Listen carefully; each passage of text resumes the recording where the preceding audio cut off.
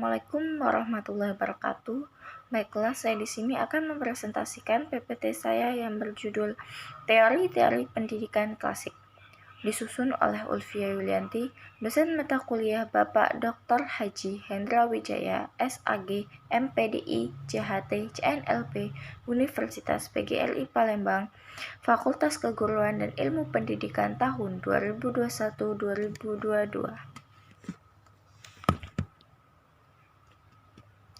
Pendidikan dalam perspektif empiris. Empirisme adalah suatu doktrin filsafat yang menekankan pada peran pengalaman dalam memperoleh pengetahuan serta pengetahuan itu sendiri, mengecilkan peranan akal. Empirisme adalah lawan dari rasionalisme. Ada dua teori yang menjadi ciri pokok dari aliran empirisme, yaitu 1. Teori makna atau yang sering disebut sebagai teori asal pengetahuan, yaitu asal-usul ide atau konsep, terangkum dalam suatu rumus nihil ex in intellectu quod no prius fruit in sense, yang berarti tidak ada suatu dalam pemikiran kita selain didahului oleh pengalaman. Teori makna dari empirisme harus selalu dipahami melalui penafsiran pengalaman. Teori pengetahuan di mana empirisme menolak kemampuan intuisi rasional yang didasarkan atas kebenaran umum, yang kebenaran adalah a posterioris. A posterioris yaitu kebenaran yang diperoleh melalui observasi.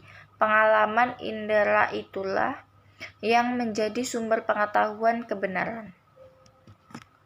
Tujuan teori empirisme yaitu 1. Sebagai faktor penentu bagi pengembangan seseorang yang bersumber dari berbagai sistem pendidikan.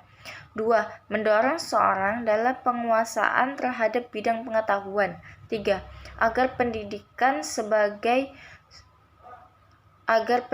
seseorang menjadi relevan dan paling efektif yang berorientasi pada pemberdayaan pendidikan dan pengalaman anak didik itu sendiri. 2. Pendidikan dalam perspektif nativisme.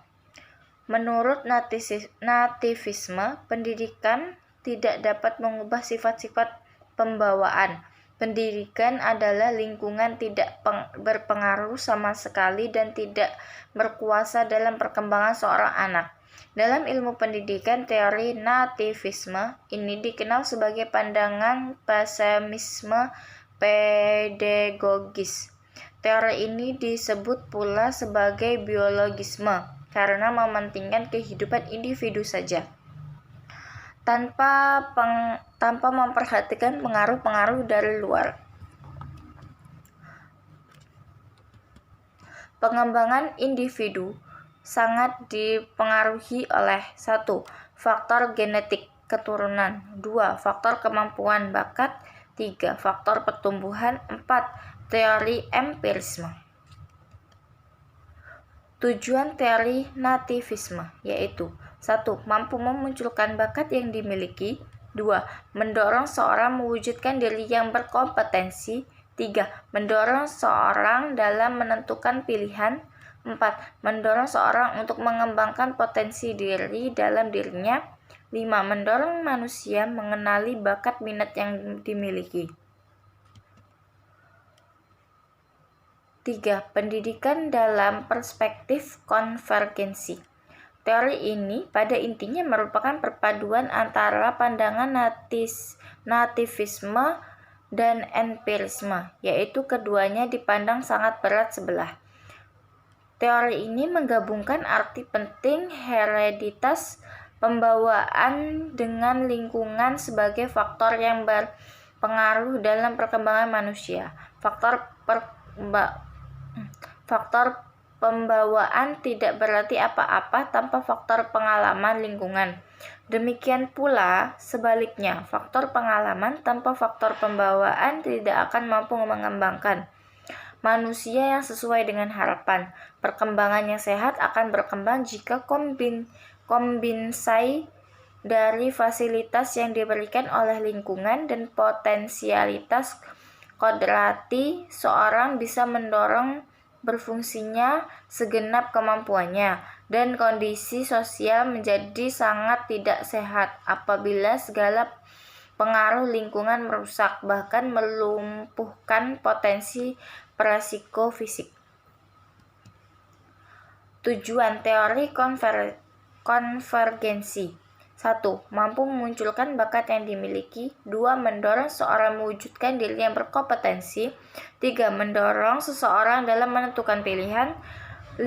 Mendorong manusia mengenali bakat minat yang dimiliki. 6. Sebagai faktor penentu bagi perkembangan seorang yang bersumber dari berbagai sistem pendidikan. 7. Mendorong seorang dalam penguasaan terhadap bidang pengetahuan. 8. Agar pendidikan seorang menjadi relevan dan paling efektif, yang berorientasi pada pemberdayaan pendidikan dan pengalaman anak didik itu sendiri. Terima kasih, mungkin itu saja yang bisa saya sampaikan. Wassalamualaikum warahmatullahi wabarakatuh.